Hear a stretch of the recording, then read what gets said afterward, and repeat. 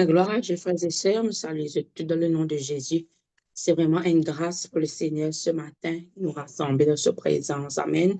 L'Assemblée extraordinaire nous parle de la parole de Dieu dans Josué 1er, le verset 9. Josué 1er, le verset 9, qui dit: Ne t'ai-je pas donné cet ordre, fortifie-toi et prends courage. Ne t'effraie point, ne t'épouvante point, car l'Éternel, ton Dieu, est avec toi dans tout ce que tu entreprendras. Le titre de mon exhortation ce matin: Fortifie-toi et prends courage. Ce matin, je viens exhorter pour fortifier vous. Même si la mer peut paraître plus mauvaise, fortifiez-vous et prends courage. Le temps peut venir difficile, frères et sœurs, la maladie peut accabler, fortifie-toi et prends courage. Bien souvent, nous sentons-nous découragés pour des choses bien évidentes, mais le Seigneur, il répond présent dans nous la vie à chaque fois qu'il nous fait appel à lui. Il fortifie nous chaque jour et il donne nous la force, courage pour avancer. Mais pour cela, y arriver, pour que vous sentiez être fortifié, pour que vous soyez capable de reprendre courage, il suffit que vous retourne à la source. De Corinthiens 4, le verset 16 à 18, il dit: C'est pourquoi nous ne perdons pas courage et lors même que notre homme extérieur se détruit, notre homme intérieur se renouvelle de jour en jour. Car nos légères afflictions du moment présent produisent pour nous, au-delà de toute mesure, un poids éternel de gloire, parce que nous regardons non point aux choses visibles, mais à celles qui sont invisibles. Car les choses visibles sont passagères et les invisibles sont éternelles. Même si nous trouvons, nous, l'extérieur peut affaiblir, mais notre homme intérieur peut être fortifié. Vous connaissez, prends le découragement, m'encourage tout le temps, dit pour prendre le découragement comme un pas vers le trône de la grâce. Pour prendre le découragement pour un moyen pour approcher encore plus du Seigneur. Parce que nous ferons avec nous-mêmes, quand tout va bien, nous pas approche le Seigneur avec même dimension. Nous pas approche le Seigneur avec même l'intensité. Par moment, le découragement, il prend une ampleur forte dans la vie, mais nous, en tant que chrétiens, nous connaissons que ça nous vient, laisse nous regarder, laisse nous les yeux toujours fixés vers les hauteurs, d'où vient notre secours, comme le psaume 21 nous dit à nous. Le Seigneur tout seul pour fortifier vous. N'a pas aucune lampoule, n'a pas aucun fortifiant qui vous capable de fortifier vous, apporte le Seigneur Jésus. Vous connaissez la faiblesse? C'est une plateforme idéale pour que le Seigneur lui fasse ce manœuvre dans la vie. Vous pourrez remarquer que ça, vous pouvez trouver la main du Seigneur plus dans la vie, c'est pendant la faiblesse. Parce que Paul lui-même, il dit dans 2 Corinthiens 12, verset 9, il m'a dit, ta grâce, ma grâce te suffit. Quand ma puissance s'accomplit dans la faiblesse, je me glorifierai donc bien plus volontiers de mes faiblesses, afin que la puissance de Christ repose sur moi. C'est pourquoi je me plais dans les faiblesses, dans les outrages, dans les calamités, dans les persécutions, dans les détresses pour Christ, car quand je suis faible, c'est alors que je suis fort. Vous trouvez la parole de Dieu qui dit, c'est pas quand ou au plus beau fixe ou vraiment peut réussir dans tout, c'est là qu'il faut. Pour le Seigneur, c'est quand vous faible, c'est là qu'il faut. Prochaine fois que vous sentez vous être découragé, saisis cette occasion pour fortifier vous en Christ. Vous connaissez, n'a pas 4-5 chemins pour capable être fortifié dans le Seigneur. Ou pour être fortifié à travers la parole de Dieu. Vous connaissez, la parole de Dieu, il sonne les cœurs. Le reflet de la vie. Si vous sentez vous faible, la parole de Dieu peut fortifier vous. Le psaume 115, 119, pardon, le verset 15, il dit, je médite tes ordonnances, j'ai des sentiers sous les yeux. Vous connaissez quand on connaît la parole de Dieu, à chaque fois qu'il y a un découragement, une tristesse, une situation peut être chez vous, la parole de Dieu, il pourrait monter facilement dans la vie, dans la tête. Si, dans moi, personnellement, quand on peut redoute quelque chose, bien souvent, le verset qui remonte dans la tête, c'est ce verset qui dit, c'est ce que tu crains, ce qui t'arrive, ce que tu redoutes, c'est ce qui t'atteint. Donc, tout de suite, moi, essaye, si à me penser, cette chose qui peut constamment tourner dans la tête. Pareil, mais pour que cela arrive, il suffit qu'il connaisse la parole de Dieu. Pareil, quand on a un numéro d'urgence, c'est comme on dit, ou dans une situation où pour téléphoner à un petit monde qui est proche, ou dans une situation où on connaît vers qui pour tourner, ou malade, ou on a au généraliste, ou aux enfants malades, ou on a au pédiatre qui vont aller. Mais, ou bien, il y a aussi des versets en cas d'urgence, ou bien, il y a aussi des versets quand on est triste, qui vous parle lire, quand on est malade, qui vous parle de la parole de Dieu, quand ou un moment de doute, la Bible dit à vous ce qui n'est pas conviction et péché. Ce sont des versets comme ça qui vous disent appuyer quand on peut douter. Hébreu dit à vous sans la foi, il était impossible de lui être agréable. C'est comme ça la parole de Dieu, bizarre un réflexe. Ou concentrer ou faire un réflexe qui à chaque fois en cas de panique ou bizarre dans la parole de Dieu. Et notre façon pour fortifier où, c'est la prière. Il ne faut pas que la prière, il vienne, comment dire, un stepné dans la vie.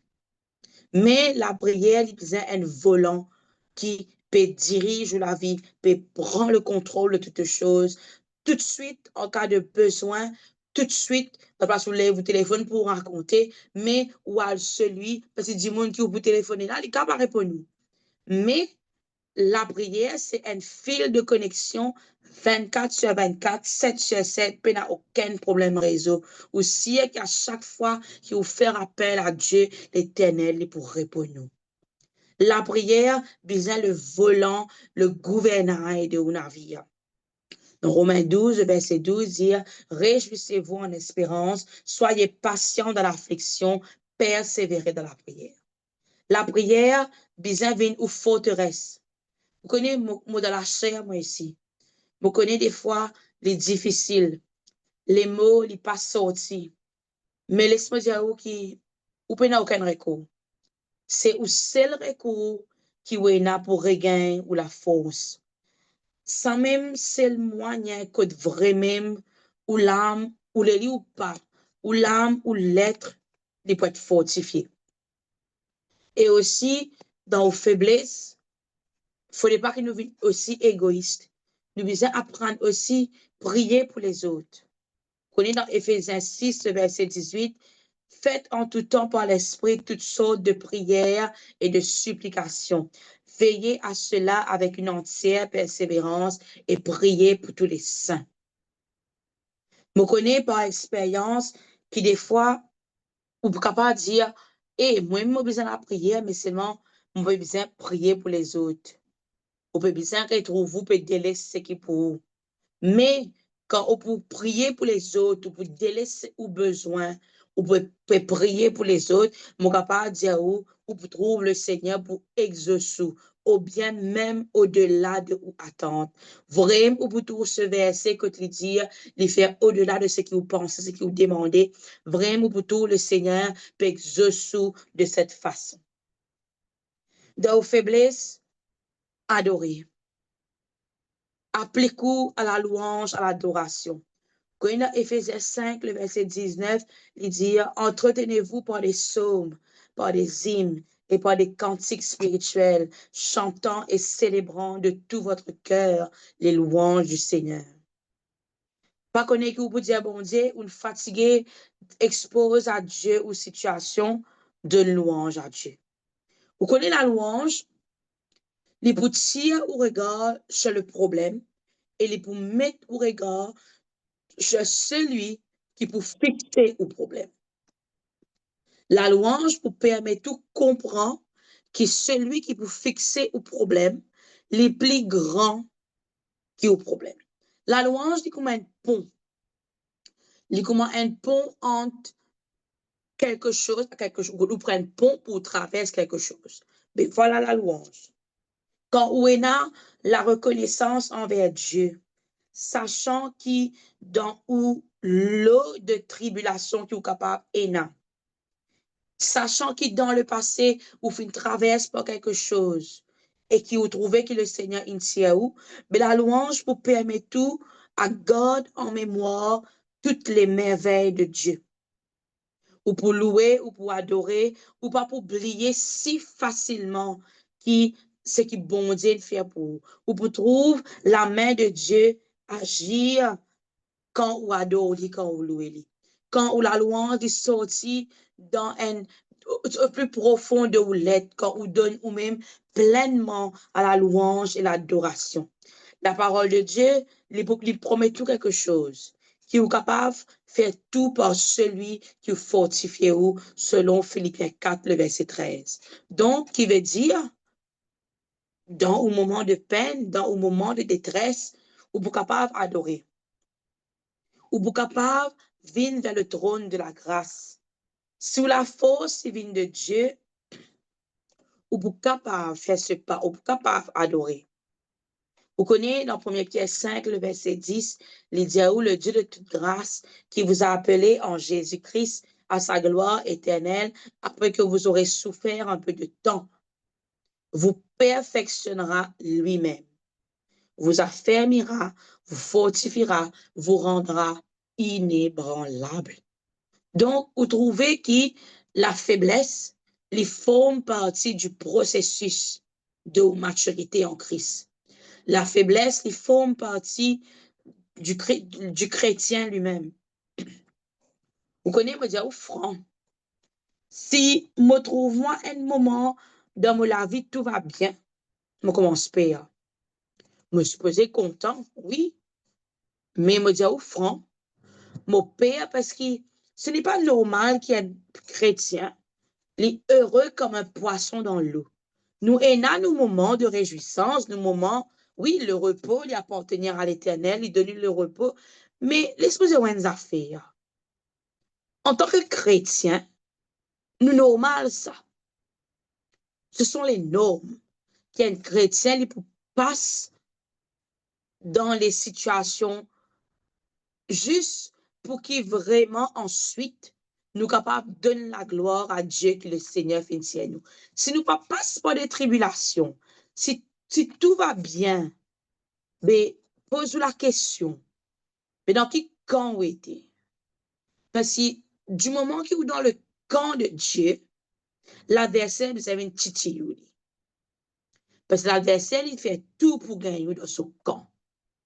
Donc, pour moi, personnellement, si un chrétien dit à moi, tout va bien, oui, ça peut arriver que tout va bien, oui, mais, comment me dire, moi, je peux causer pour moi. Moi, tout le temps, me dis, une épreuve, une faiblesse, c'est une plateforme, ça, pour que le Seigneur l'y opère dans la vie. Réjouis-vous de vos faiblesses.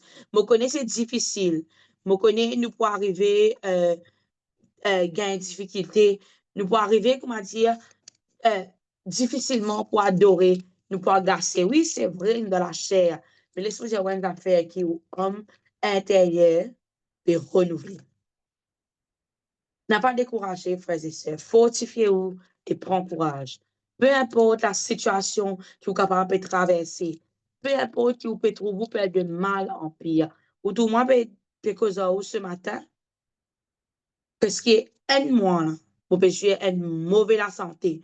C'est quand même, moi, généralise une référence vers l'autre, vers l'autre, vers l'autre. Oui, ça fatigue moi. Moi, on a une maladie, on m'appelle papa. Oui, ça fatigue moi. Mais je suis capable de dire qu'au milieu de tout ça, je peux prise, c'est le recours qui m'a dans.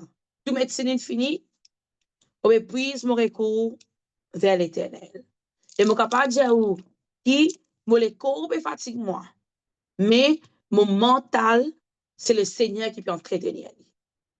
Parce que je connais que la faiblesse, c'est une plateforme pour que le Seigneur opère dans ma vie. S'il n'est pas fait dans ma vie, qui vous pourra continuer?